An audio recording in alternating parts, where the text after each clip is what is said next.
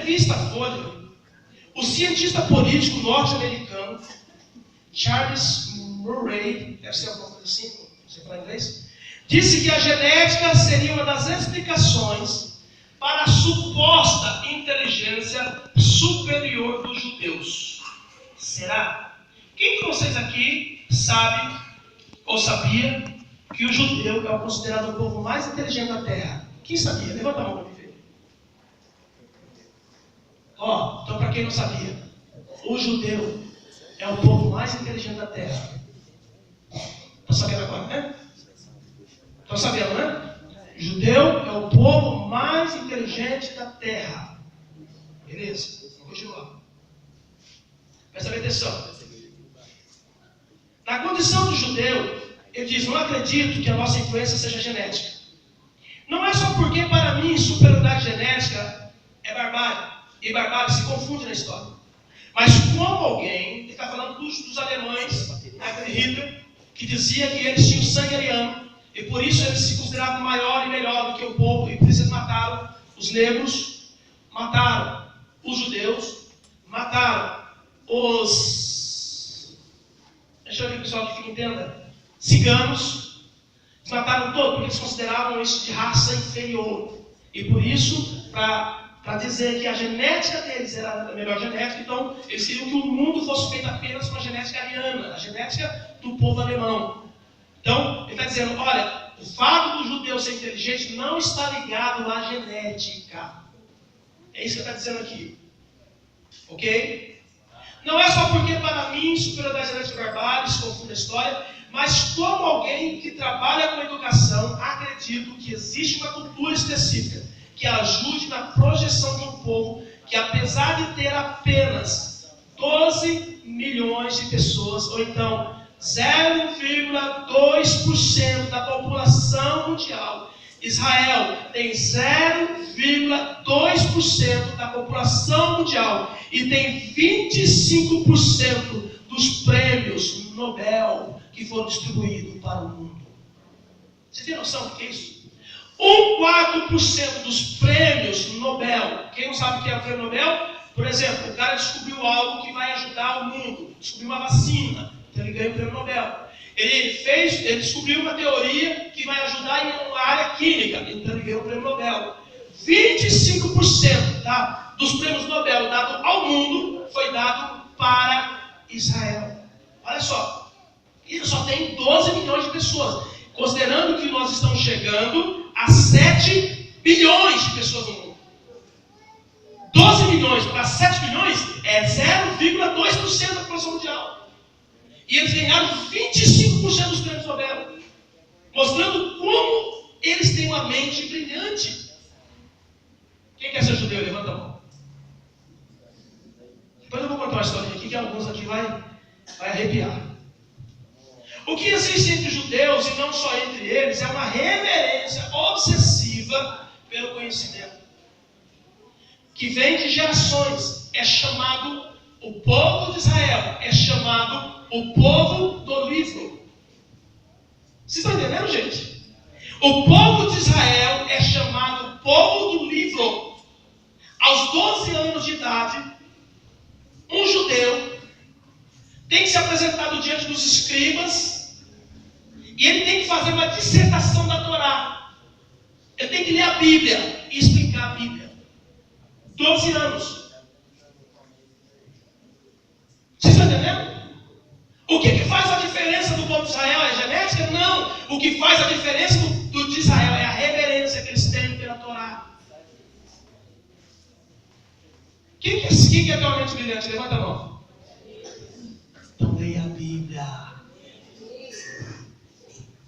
O salmista diz assim: o Senhor tem me dado mais conhecimento do que o Senhor tem dado aos meus amigos, porque eu medito na sua palavra. Começa a meditar na Bíblia, começa a ler a Bíblia, começa a fazer estudo da palavra de Deus, começa a conhecer os princípios da palavra de Deus. Foi isso que fez os judeus ser o melhor povo, o povo mais inteligente, o povo mais famoso, o povo que em todas as gerações tem histórico maravilhoso de homens que fizeram descoberta extraordinária. Quer ver? Eu coloquei aqui uma lista, mas eu vou deixar para vocês isso daqui. Vou interagir com vocês. Fala famosa aí?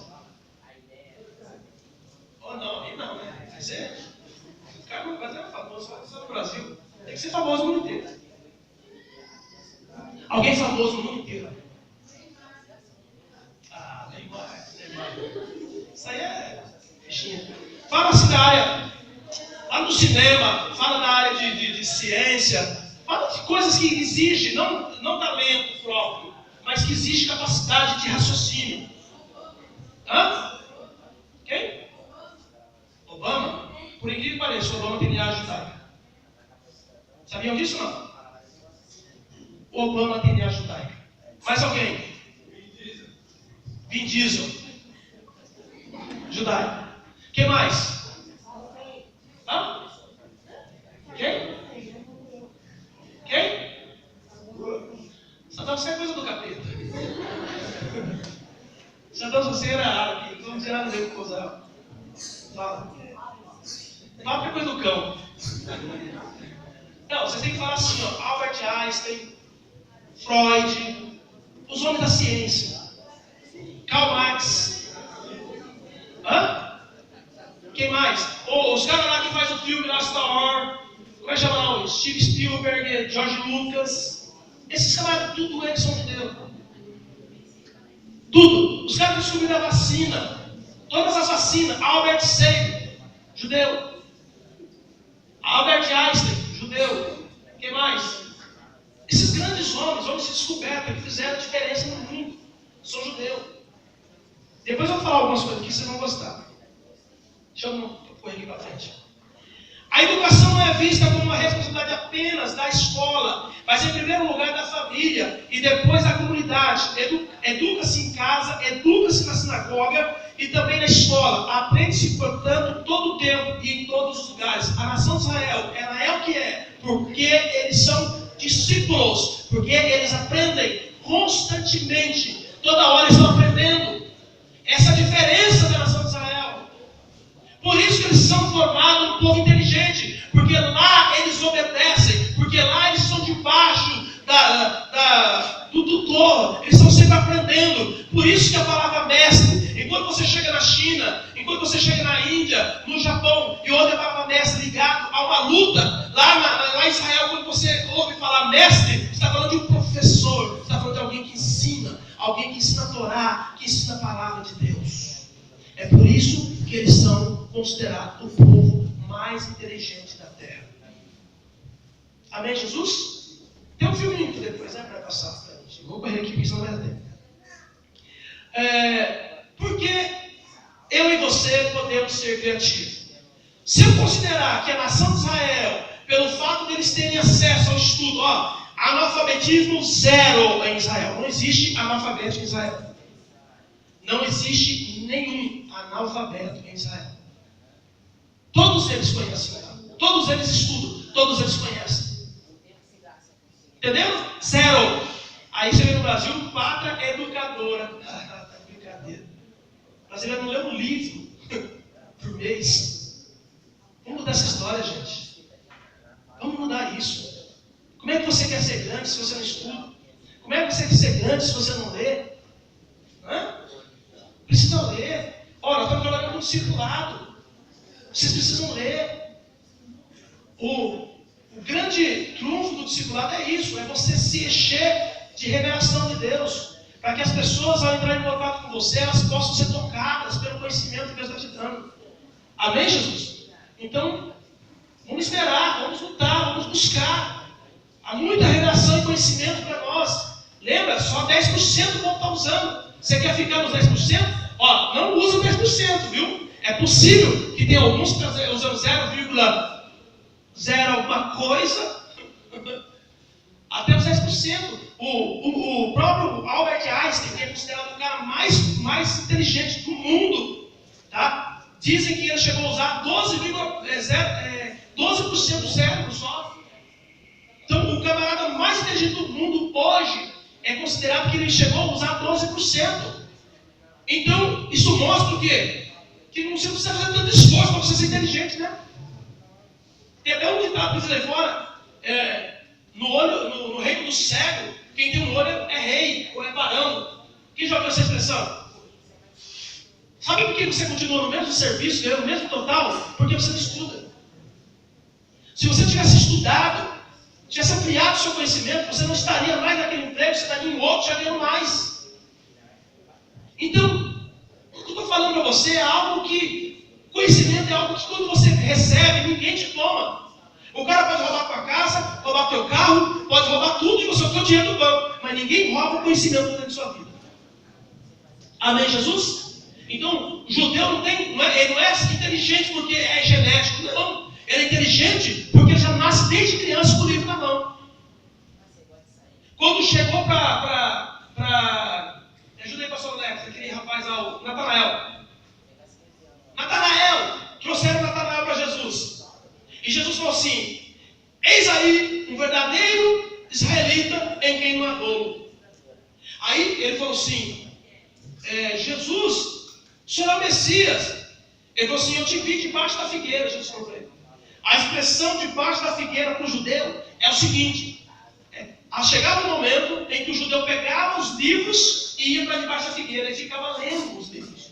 É claro que aí estava a Torá, estava todas as tradições judaicas, o conhecimento da época, então eles ficavam estudando ali, aprendendo. O judeu que fazia isso era praticamente quase todos eles. E aí Jesus chega para Natanael e diz: é um israelita que não há dolo, porque eu te vi debaixo da figueira. Você conhece muito a palavra, você tem muito conhecimento. E aí então ele diz: tu és verdadeiramente Cristo. Por quê? Porque ele já tinha lido sobre o Messias na Escritura, e ele sabia que o Messias haveria de vir. E quando Jesus fala: eu te vi debaixo da figueira, você é um homem de leitura, ele diz: então realmente você é o Messias que haveria de vir. O Senhor é o Cristo. Aí Jesus diz: por que eu disse isso? Você já crê? Ele diz: mais coisas você vai ver. Você vai ver os anjos do céu subindo e descendo sobre o filho do homem. Amém? O que eu estou querendo mostrar para você é que se você aprofundar na leitura da palavra de Deus, Deus vai te mostrar coisas tremendas e poderosas, porque a tua mente vai se transformar na mente de Cristo. E se você tiver a mente de Cristo, você terá a revelação dos céus. Se você crê, dê um aplauso bem forte para você. Eu estou tentando fazer você ler a Bíblia aqui hoje. Estou tentando fazer você ler a Bíblia, para você ficar famoso, conhecedor da palavra de Deus. Agora a pergunta é essa: o judeu é o povo mais inteligente, sim ou não? Está certo para você? 0,2% da população mundial, com 25% dos prêmios Nobel, que mostra o quanto eles são bons na ciência. Tá? Claro que ninguém supera eles. Todas as grandes invenções que você conhece hoje, eles inventaram. Por exemplo, celular, foi eles inventaram. Sabia disso ou não? Celular, que você gosta tanto de entrar no WhatsApp, gosta tanto de entrar no Facebook, foi nossos irmãos lá de Israel que fizeram. Foi através deles que nasceu o celular. Os homens são fé. Vamos lá então.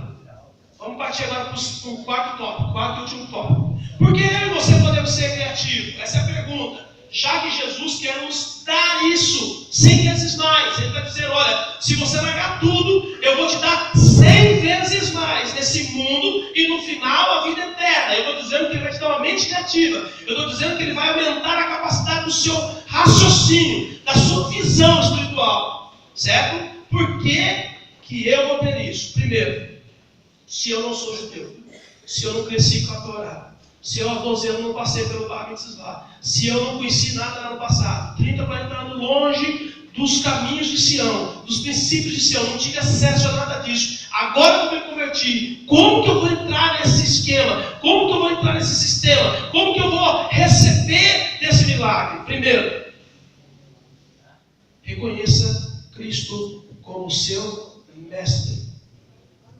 Amém? Cutuca o teu irmão do teu lado e diga: Cristo é mestre. Cristo é o Rabone, o Rabi. Amém? Mestre dos mestres.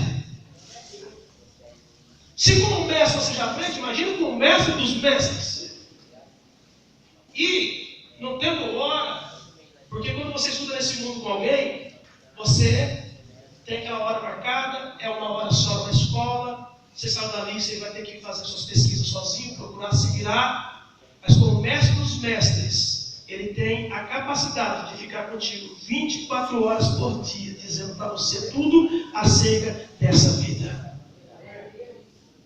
Por isso, quando você estiver lá na sua escola, lá fazendo a sua prova de matemática, fala para o mestre, e agora, como é que eu faço aqui? Me mostra como é que eu resolvo esse problema. Você vai ver, a luzinha vai brilhar lá em cima, e vai falar, isso aqui, meu filho. Porque Jesus é mestre em matemática, em física quântica, psicologia, sociologia. Jesus é mestre de tudo que vocês imaginarem. Não há um problema sequer na realidade humana que Cristo não tenha solução pronta. Ele é o mestre. Mestre é o professor, mestre é aquele que ensina. Cristo, ele ensinava com maestria. Cristo, ele ensinava com uma pedagogia tão forte, tão poderosa, que superou todo tipo de ensinamento que o homem pudesse criar de lá para cá. Por quê? Porque Cristo não apenas ensinava, mas ele vivia o que ensinava. É a grande diferença. Você vai ver médicos dizendo que cigarro mata, e ele mesmo que diz que cigarro mata, ele fuma. O testemunho de uma pessoa que diz que cigarro mata e ele fuma, não vai criar no outro o mesmo efeito daquele que realmente diz que cigarro mata e ele mesmo não fuma. O que Cristo fazia era isso, o que ele ensinava, ele vivia. Quando ele dizia, ame o teu irmão, ele disse que amava a todos. E não apenas disse, mas ele provou lá na cruz do Calvário o amor dele que ele tinha para nós. Esse é o maior ensino que alguém pode transmitir para outras pessoas. Jesus ensinava cada uma pessoa de forma diferente. A pedagogia do mundo hoje coloca 40 numa sala e passa toda a informação de uma vez só, linear. Quer dizer, está passando, recebe quem quiser. Se você for esperto, aprende. Se você não for esperto, o problema é seu, porque a prova vai vir e você vai se lascar. Cristo não. Cristo ensinava aqui, ele ensinava, depois ele pegava o grupo e trazia aqui no canto. Ele dizia assim, vocês entenderam? Não, mestre, nós não entendemos. Então eu vou explicar para vocês de novo.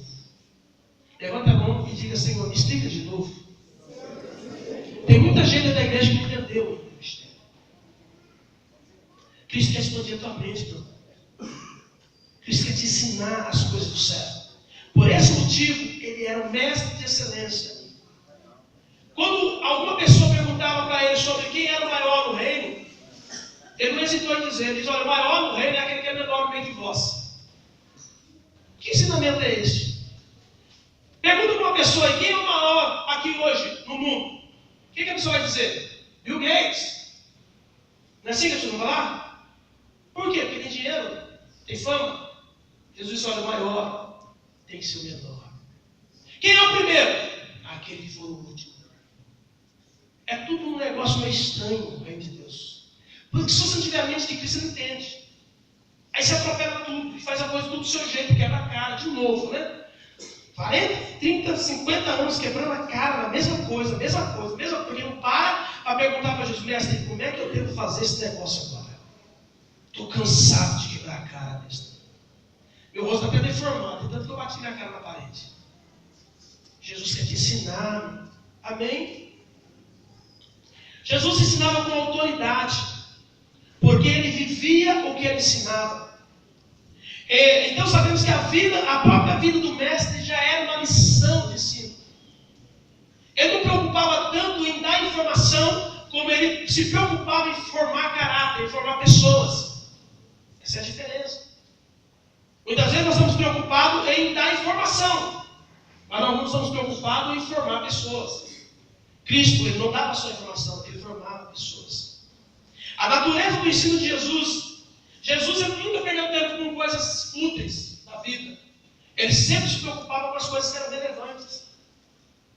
E muitas vezes, a igreja, cada um de nós temos preocupado com coisas coisa que não vai nos bem, coisa que não pesa, coisa que não funciona. Isso é base da religiosidade. A religiosidade gosta de se preocupar com coisas úteis. E Jesus, numa certa feita, chamando a atenção do povo, diz, olha, vocês estão coando um camelo, coisas úteis. Coando um mosquito. Está pegando e se preocupando porque um mosquito está aí. Só que vocês estão engolindo o cabelo. Imagina engolir o cabelo? Quer dizer, as coisas que são relevantes não se preocupa, mas com as coisas fúteis, dá um valor. Ensinamento de quem? De Jesus.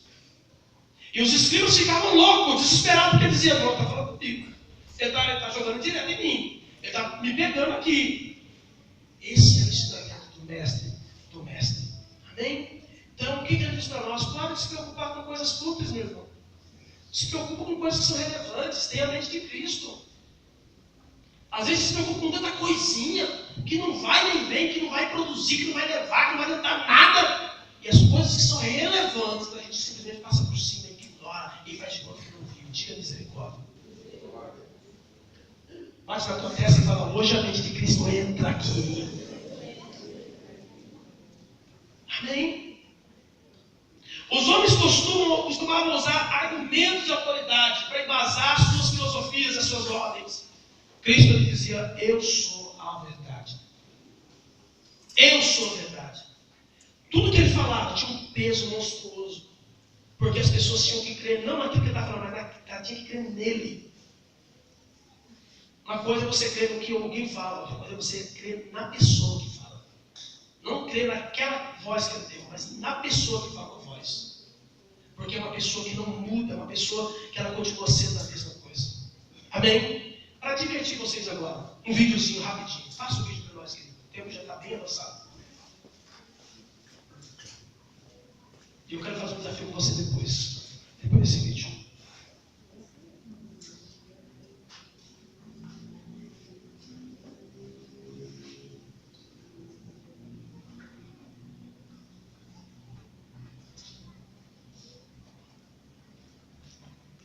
Tem ligação direta com o livro base de nossas apresentações, que é a Bíblia Sagrada.